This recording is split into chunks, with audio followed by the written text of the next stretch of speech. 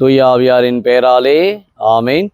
இயேசுவில் பிரியமான சகோதர சகோதரிகளே, நவம்பர் மாதத்துடைய 12ஆம் நாளாக இன்று தாயாம் திரு அவை புனித ஜோசபாத் என்ற புனிதரை நினைவு கூறுகின்றது. இவர் 16ஆம் நூற்றாண்டிலே உக்ரைன் தேசத்தில் அங்கிருக்கின்ற அந்த மக்களுக்கு நம்பிக்கையூட்டக்கூடியவராக இயேசுவே நம் ஆண்டவர், இயேசுவே நம் மீட்பர் என்பதை அந்த மக்களுக்கு அறிவித்திருக்கின்றார். அந்த உக்ரைன் தேசத்திலிருந்து மக்களை ரோமை இந்த இடத்திற்கு கொண்டு வந்து அவர்களை தன்னுடைய வாழ்விலே இறை நம்பிக்கையூட்டக்கூடியவராக, அவருடைய வாழ்க்கைக்கு ஒரு விடுதலை கொடுக்கக்கூடியவராக வாழ்ந்திருக்கின்றார். ஆயராக இருந்திருக்கிறார் புனித ஜோசபாத்.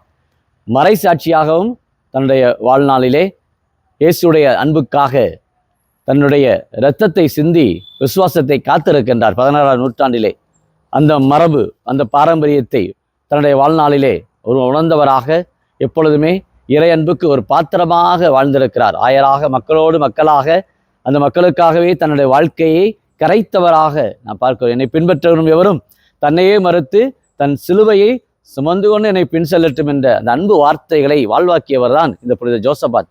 16ஆம் நூற்றாண்டிலே பல மக்களுடைய அந்த விடுதலைக்காக ஒரு போராடியவர், பல இன்னல்களை அனுபவித்தவர், இயேசுக்காக தன் இன்னல்களை பெற்றவர். அத்தகைய ஒரு பேரன்புக்குரிய புனித ஜோசபாத்துடைய இந்த புனிதருடைய இந்த நாளிலே ஆண்டவரை போற்றுவோம். இந்த புதன்கிழமையிலே திருக்குடும்பத்துடைய பாதுகாவலர் சூசேப்பருடைய அந்த வழிநடத்துதலிலே அன்றாட நம்முடைய குடும்பங்களை எல்லாம் ஒப்புக் கொடுப்போம். இன்றைக்கு அநேக குடும்பத்தார் இந்த யூடியூபிலே ஜபிக்கிற குடும்பத்தார் குடும்ப ஆசீர்வாதத்துக்காக, குடும்ப நலனுக்காக, இந்த நவம்பர் மாதத்திலே மரித்த ஆத்துமக்களுக்காக ஜபிக்கக்கூடிய கலரை சந்தித்து தன்னுடைய மூதாதையர்கள், தங்களுடைய பெற்றோர்கள் அனைவரையும் நினைவுகூர்ந்து ஜபிக்கிற இந்த மாதத்திலே, அதுவும் இந்த புதன்கிழமையிலே ஆண்டவருடைய அருளும் இரக்கமும் பரிவும் ஒவ்வொரு குடும்பத்திற்கும் நிறைவாய் தங்குவதாக. இந்த நட்சத்திரத்திலே பார்க்கிறோம், ஆண்டவர் இயேசு 10 தொழுநோயாளிகளை சுகப்படுத்துகிறார். இயேசுவே ஆண்டவரே எங்கள் மீது இறங்கும் என்று அவருடைய அந்த அபய குரலை கேட்டு ஆண்டவர் அவளை சுகப்படுத்துகின்றார். குருக்களை போய் காண்பீங்கள் என்று சொல்கிறார். போகிற வழியிலேயே அவர்கள் குணமாகி விடுகிறார்கள். பாருங்கள், 10 பேரும் குணமாகிறார்கள். ஆனால் ஒருவர் மட்டும்தான் நின்று நான் ஆண்டவரிடம் சென்று இயேசுவிடத்தில் போய் நான் நன்றி செலுத்துவேன் என்று சொல்கிறார். மீத 9 பேர் அவருடைய மனம் போல பக்கம் அப்படியே போய் விடுகிறார்கள். காரணம், அவர்கள் உடலளவிலே குணமற்றார்கள். ஆனால் இந்த ஒருவர் மட்டும் சமாரியர், பிற இனத்தவர், உடலளவிலும் மனதளவிலும் நலம் பெற்றவர் தான் இந்த சமாரியர். அதான் ஆண்டவர் சொல்லுகிறார். மற்ற 9 பேர் எங்கே? இன்றைக்கு நாம் எதில் இருக்கிறோம்? இந்த 9 பேருக்குள்ளே இருக்கிறோமா, அல்லது இந்த நன்றி செலுத்திய சமாரியர் போல இன்றைக்கு நாம் இருக்கிறோமா?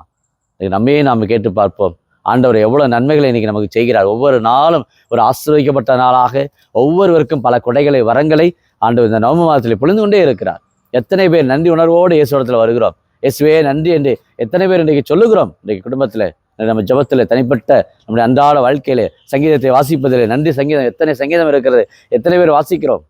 118, 138 சங்கீதம் எல்லாம் நன்றி உணர்வோடு இருக்கிறது. எடுத்து வாசிப்போம் நம்முடைய இல்லங்களிலே. இந்த யூடியூப்பில் ஜபிக்கிற குடும்பத்தார் நன்றி உணர்வோடு இந்த நாள் ஒரு ஆசிரியக்கப்பட்ட நாளாக கடவுள் எனக்கு நிறைய நன்மைகளை செய்திருக்கிறார். இதன் பவுலுடைய உணர்ந்தார்.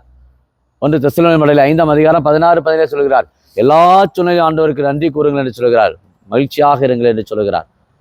அத்தகைய அந்த நன்றி உணர்வும் நம்ம ஒவ்வொருவருக்கும் என்னாலும் இருக்க, இயேசுவே என் ஆண்டவர், இயேசு என்னை பாதுகாப்பவர், இயேசுவே என்னை சுகமளிப்பவர், இயேசுவே எனக்கு நலம் கொடுப்பவர் என்பதை ஒவ்வொரு நாளும் நம்ம உணர்ந்தவர்களாக, இயேசுடைய அன்புக்கு பாத்திரமாக ஜோசபாத் எவ்வாறு தன் உயிரையே அர்ப்பணிக்கக்கூடிய அளவுக்கு அவரை வாளால் வெட்டுகிறார்கள், அவரை கொண்டு கடலிலே தூக்கி போடுகிறார்கள். அப்படி அவரை இறக்கவில்லை. மீண்டும் மீண்டுமாக அவரை இன்னலுற்று துன்புறுத்தி அவர் பல வேதனைகளை 16ஆம் நூற்றாண்டிலே கிறிஸ்துவுக்காக அனுபவித்தவர். கிறிஸ்துவின் அன்புக்காக தன் வாழ்க்கையை அர்ப்பணித்தவர். தன் அன்பிற்காக உயிரை கொடுப்பதை விட மேலான அன்பு எதுவும் இல்லை என்றது அந்த இறைவாக்குக்காக தன்னையே அர்ப்பணித்த புனித ஜோசபாத்துடைய அவருடைய அந்த விசுவாசத்திலே இன்றைக்கு நம்முடைய மறையை, நம்முடைய திருவையை போற்றுவோம். தொடர்ந்து அவருடைய வழிநடத்துதலில் நாமும் ஆண்டவருக்கு நன்றி செலுத்தக்கூடிய மக்களாக, ஆண்டவரை போற்றக்கூடிய மக்களாக, புனிதத்திலும் ஜபத்திலும் என்னாலும் சூசேப்பரை பின்பற்றி நீதியிலும் அன்பிலும் அவர் வாழ்ந்தது போல இன்றைக்கு குடும்பத்திற்கு ஒவ்வொரு குடும்ப தலைவரும், குடும்ப தலைவியும் நீதியோடு இருப்போம், அன்போடு இருப்போம். நிச்சயம் நம்முடைய குடும்பம் ஒரு ஆசீர்வதிக்கப்பட்ட குடும்பமாக நிச்சயம் இருக்கு என்ற நம்பிக்கையிலே இந்த நாளை ஒப்புக் கொடுத்து ஜபிப்போமா? அன்பின் பரலோக பிதாவே, அப்பா இயேசுவே, அருமையான இந்த நாளுக்காக நன்றி கூறுகிறோம். இந்த இயற்கையை போற்றுகிறோம். உம்முடைய கிருபை, உம்முடைய வழிநடத்துதல் எங்கள் ஒவ்வொருவருக்கு நீர் கொடுத்து கொண்டே இருக்கிற ராஜாவே. அப்பா, நீ செய்த நன்மைகளை எல்லாம் நாங்கள் சொல்லி தீர்க்க முடியாதப்பா. அவ்வளோ நன்மைகளை எங்களுடைய வாழ்க்கையிலே, எங்களுடைய உடலளவில், மனதளவில் நீர் கொடுத்து கொண்டு இருக்கிற ராஜாவே. எஸ் அப்பா, நன்றி அப்பா. இதோ உன்னுடைய மேலான வரங்களுக்கும் உடைய கொடைகளுக்கும் இந்த புதன்கிழமையில இந்த யூடியூப்ல ஜெபிக்கிற அநேக குடும்பத்தார் நன்றி செலுத்துகிறார்கள். குடும்பங்களை நீ ஆசீர்வதித்துக் கொண்டிருப்பதற்கு, ஒற்றுமையோடும் அன்போடும் நீர் வழிநடத்தி கொண்டிருக்கிற உடைய கொடைகளுக்காக, ஒவ்வொரு நாளும் குடும்பத்தை ஆசீர்வதித்துக் கொண்டிருப்பதற்காக, உடைய மேலான உடைய வரங்களுக்காக நன்றி செலுத்துகிறார்கள். இன்னும் தொடர்ந்து நாங்களும் உமக்கு நன்றியுள்ளவர்களாக இருக்க, இந்த தொழில்நோயாளியில ஒரு அந்த சமாரியர் மட்டும் இடத்துல வந்து தேடி வந்து முழந்தால் படியிட்டு இடத்துல நன்றி சொன்னது போல நாங்கள் முழந்தால் படியிட்டு ஜெபிக்க, தானியேல் புத்தகத்தில் 2ஆம் அதிகாரம் 10ஆம் வசனத்தை படிக்கிறோம். அவர் ஒவ்வொரு நாளும் 3 வேளை முழந்தால் படியிட்டு இடத்தில் ஜெபித்தது போல நாங்கள் முழந்தால் படியிட்டு இடத்துல உம்மை தேடி வர, இடத்துல மீட்பு உண்டு என்பதை நாங்கள் அறிவிக்க, எங்களுக்கு தேவையான கொடைகளையும் வரங்களையும் இந்த புதன்கிழமையிலே ஜெபிக்கிற ஒவ்வொரு குடும்பத்தாருக்கும் நிறைவாய் கொடுத்து ஆசீர்வதிக்கும்படி, வழி நடத்தும்படி கிறிஸ்து வழியாக உம்மை மன்றாடுகிறோம். ஆமென்.